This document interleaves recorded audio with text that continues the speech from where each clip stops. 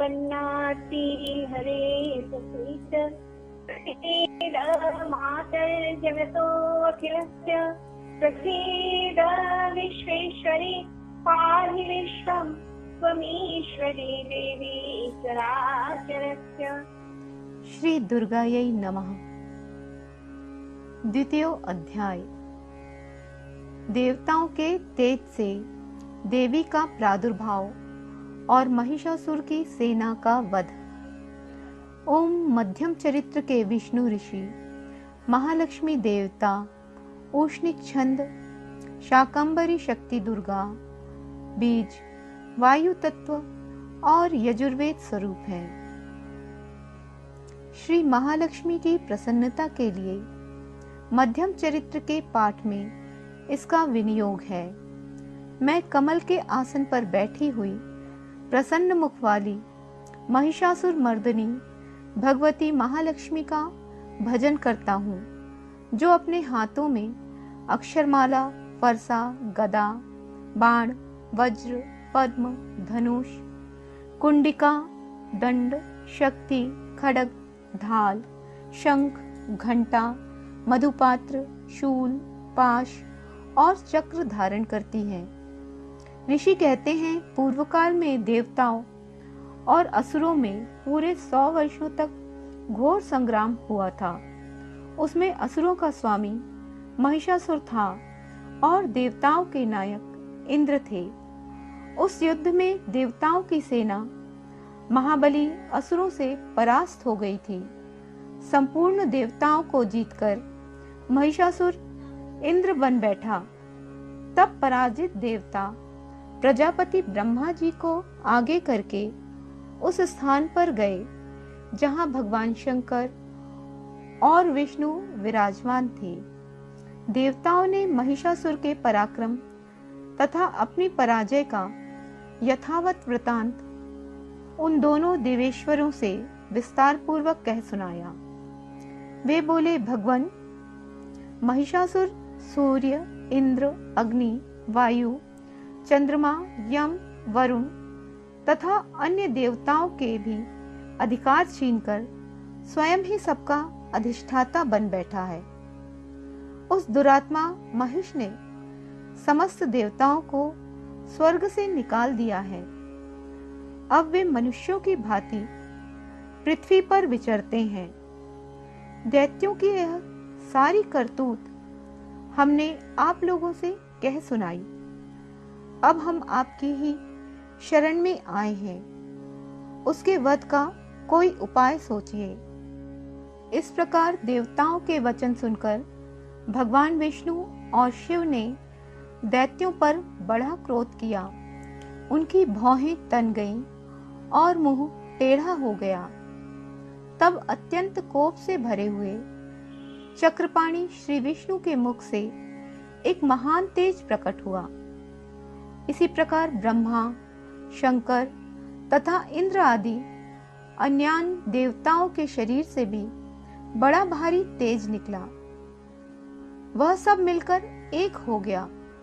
महान तेज का पुंज ज्वालायमान पर्वत सा जान पड़ा। देवताओं ने देखा, वहां उसकी ज्वालाएं संपूर्ण दिशाओं में व्याप्त हो रही थी। संपूर्ण देवताओं के शरीर से प्रकट हुए उस तेज की कहीं तुलना नहीं थी। एकत्रित होने पर एक नारी के रूप में परिणित हो गया और अपने प्रकाश से तीनों लोकों में व्याप्त जान पड़ा। भगवान शंकर का जो तेज था, उससे उस देवी का मुख प्रकट हुआ। यमराज के तेज से उसके सिर में बाल निकल आए। श्री विष्णु भगवान के तेज से उसकी भुजाएं उत्पन्न हुई। चंद्रमा के तेज से दोनों स्तनों का और इंद्र के तेज से मध्य भाग कटी प्रदेश का प्रादुर्भाव हुआ। वरुण के तेज से जंघा और पिंडली तथा पृथ्वी के तेज से नितंब भाग प्रकट हुआ। ब्रह्मा के तेज से दोनों चरण और सूर्य के तेज से उनकी अंगुलियां हुई, वसुओं के तेज से हाथों की अंगुलियां और कुबेर के तेज से नासिका प्रकट हुई। उस देवी के दांत प्रजापति के तेज से और तीनों नेत्र अग्नि के तेज से प्रकट हुए थे। उनकी भौहें संध्या के और कान वायु के तेज से उत्पन्न हुए थे। इसी प्रकार अन्यान्य देवताओं के तेज से भी उस कल्याणमयी देवी का आविर्भाव हुआ। तदंतर समस्त देवताओं के तेजपुंज से प्रकट हुई देवी को देखकर महिषासुर के सताए हुए देवता बहुत प्रसन्न हुए। पिनाकधारी भगवान शंकर ने अपने शूल से एक शूल निकालकर उन्हें दिया। फिर भगवान विष्णु ने भी अपने चक्र से चक्र उत्पन्न करके भगवती को अर्पण किया। वरुण ने भी शंख भेंट किया, अग्नि ने उन्हें शक्ति दी, वायु ने धनुष तथा बाण से भरे हुए 2 तरकश प्रदान किए। सहस्त्र नेत्र वाले देवराज इंद्र ने अपने वज्र से वज्र उत्पन्न करके दिया और ऐरावत हाथी से उतारकर एक घंटा भी प्रदान किया। यमराज ने कालदंड से दंड, वरुण ने पाश, प्रजापति ने स्फटिकाक्ष की माला तथा ब्रह्मा जी ने कमंडलू भेंट किया। सूर्य ने देवी के समस्त रोमकूपों में अपनी किरणों का तेज भर दिया। काल ने उन्हें चमकती हुई ढाल और तलवार दी। क्षीर समुद्र ने उन्हें उज्जवल हार तथा कभी जीर्ण न होने वाले दिव्य वस्त्र भेंट किए। साथ ही उन्होंने दिव्य चूड़ामणि, 2 कुंडल, कड़े, उज्जवल अर्धचंद्र, सब बाहुओं के लिए केयूर, दोनों चरणों के लिए निर्मल नूपुर, गले की सुंदर हंसली और सब अंगुलियों में पहनने के लिए रत्नों की बनी अंगूठियां भी। विश्वकर्मा ने उन्हें अत्यंत निर्मल फरसा भेंट किया। साथ ही अनेक प्रकार के अस्त्र और अभेद्य कवच दिए। इसके सिवा मस्तक और वक्षस्थल पर धारण करने के लिए कभी न कुम्हलाने वाले कमलों की मालाएं भी थी। जलधि ने उन्हें सुंदर कमल का फूल भेंट किया। हिमालय ने सवारी के लिए सिंह तथा भांति भांति के रत्न समर्पित किए। धनाध्यक्ष कुबेर ने मधु से भरा पानपात्र दिया तथा संपूर्ण नागों के राजा शेष ने, जो इस पृथ्वी को धारण करते हैं, उन्हें बहुमूल्य मणियों से विभूषित नागाहार भेंट दिया। इसी प्रकार अन्य देवताओं ने भी आभूषण और अस्त्र शस्त्र देकर देवी का सम्मान किया। तत्पश्चात उन्होंने बारंबार अट्टाहस पूर्वक उच्च स्वर से गर्जना की। उनके भयंकर नाद से संपूर्ण आकाश गूंज उठा। देवी का वह अत्यंत उच्च स्वर से किया हुआ सिंहनाद कहीं समा न सका। आकाश उसके सामने लघु प्रतीत होने लगा। उससे बड़े जोर की प्रतिध्वनि हुई, जिससे संपूर्ण विश्व में हलचल मच गई और समुद्र कांप उठे। पृथ्वी डोलने लगी और समस्त पर्वत हिलने लगे। उस समय देवताओं ने अत्यंत प्रसन्नता के साथ सिंहवाहिनी भवानी से कहा, देवी तुम्हारी जय हो। साथ ही महर्षियों ने भक्ति भाव से विनम्र होकर उनका स्तवन किया।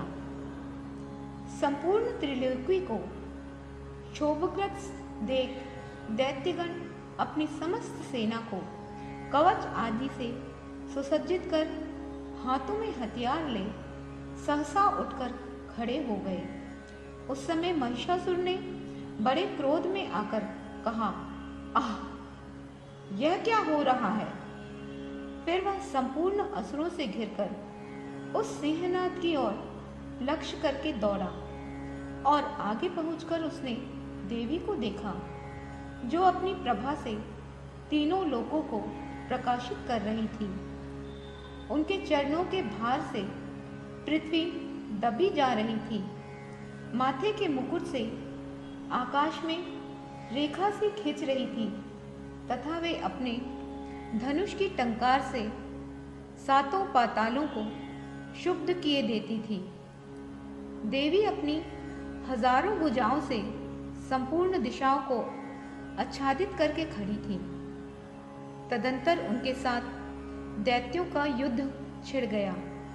नाना प्रकार के अस्त्र शस्त्रों के प्रहार से संपूर्ण दिशाएं उद्भासित होने लगी। चिक्षुर नामक महान असुर महिषासुर का सेनानायक था। वह देवी के साथ युद्ध करने लगा। अन्य दैत्यों की चतुरंगिणी सेना साथ लेकर चामर भी लड़ने लगा। 60,000 रथियों के साथ आकर उदग्र नामक महादैत्य ने लोहा लिया। 1 करोड़ रथियों को साथ लेकर महाहनु नामक दैत्य युद्ध करने लगा, जिसके रोए तलवार के समान तीखे थे। वह असिलोमा नामक दैत्य 5 करोड़ रथी सैनिक सहित युद्ध में आ डटा। 60 लाख रथियों से घिरा हुआ वाशकल नामक दैत्य भी उस युद्ध भूमि में लड़ने लगा। परिवारित नामक राक्षस हाथी सवार और घुड़सवारों के अनेक दलों तथा 1 करोड़ रथियों की सेना लेकर युद्ध करने लगा। बिड़ाल नामक दैत्य 5 अरब रथियों से घिरकर लोहा लेने लगा। इसके अतिरिक्त और भी हजारों महादैत्य रथ, हाथी और घोड़ों की सेना साथ लेकर वहां देवी के साथ युद्ध करने लगे। स्वयं महिषासुर उस रणभूमि में कोटि कोटि सहस्त्र रथ, हाथी और घोड़ों की सेना से घिरा हुआ खड़ा था।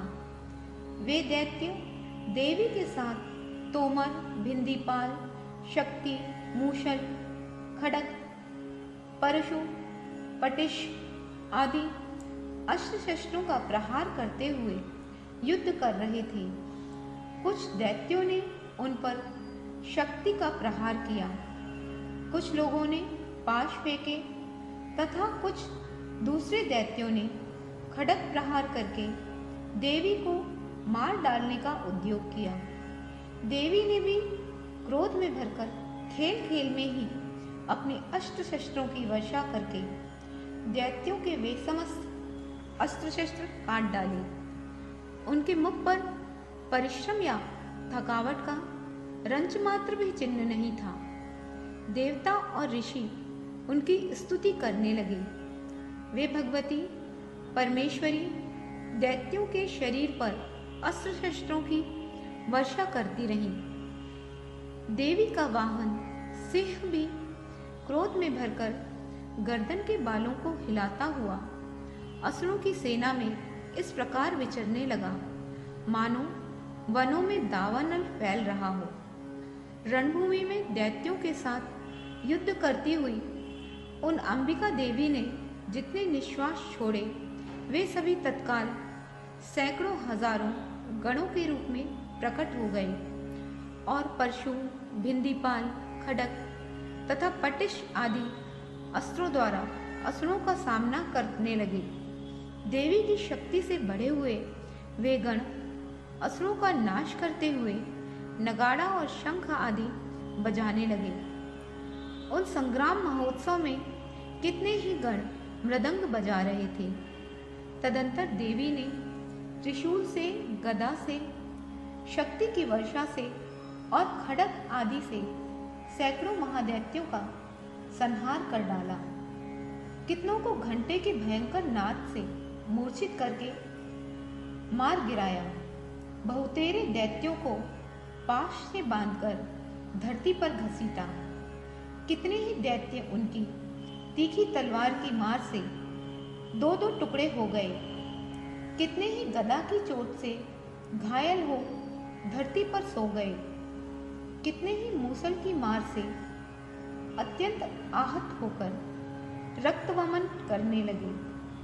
कुछ दैत्य शूल से छाती फट जाने के कारण पृथ्वी पर ढेर हो गए। उस रणांगन में बाण समूहों की वृष्टि से कितने ही असुरों की कमर टूट गई। बाज की भांति झपटने वाले देव पीड़क दैत्यगण अपने प्राणों से हाथ धोने लगे। कितनी ही बाहें छिन्न भिन्न हो गईं, कितनों की गर्दनें कट गईं, कितने ही दैत्यों के मस्तक कट कट करके गिरने लगे। कुछ लोगों के शरीर मध्य भाग में ही विदीर्ण हो गए। कितने ही महादैत्य जांघें कट जाने से पृथ्वी पर गिर पड़े। कितनों को ही देवी ने एक बांह, एक पैर और एक नेत्र वाले करके दो टुकड़ों में चीर डाला। कितने ही दैत्य मस्तक कट जाने पर भी गिरकर फिर उठ जाते और केवल धड़ के ही रूप में अच्छे अच्छे हथियार हाथ में ले देवी के साथ युद्ध करने लगते थे। दूसरे कबंध युद्ध के बाजों की लय पर नाचते थे। कितने ही बिना सिर के धड़ हाथों में खड्ग, शक्ति और रिष्टि लिए दौड़ते थे। और दूसरे दूसरे महादैत्य ठहरो ठहरो यह कहते हुए देवी को युद्ध के लिए ललकारते थे। जहाँ वह घोर संग्राम हुआ था वहाँ की धरती देवी के गिराए हुए रथ, हाथी, घोड़े और असुरों की लाशों से ऐसी पट गई थी कि वहाँ चलना फिरना असंभव हो गया था। दैत्यों की सेना में हाथी, घोड़े और असुरों के शरीर से इतनी अधिक मात्रा में रक्तपात हुआ था कि थोड़ी ही देर में वहाँ खून की बड़ी बड़ी नदियां बहने लगी। जगदम्बा ने असुरों की विशाल सेना को क्षण भर में नष्ट कर डाला। ठीक उसी तरह जैसे तृण और काठ के भारी ढेर को आग कुछ ही क्षणों में भस्म कर देती है, और वह सिंह भी गर्दन के बालों को हिला हिलाकर जोर जोर से गर्जना करता हुआ दैत्यों के शरीर से मानो उनके प्राण चुने लेता था। वहां देवी के गणों ने भी उन महादैत्यों के साथ ऐसा युद्ध किया जिससे आकाश में खड़े हुए देवतागण उन पर बहुत संतुष्ट हुए और फूल बरसाने लगे। इस प्रकार श्री मार्कंडेय पुराण में सर्वाणिक मतवंतर की कथा के अंतर्गत देवी महात्म्य में महिषासुर की सेना का वध नामक दूसरा अध्याय पूरा हुआ।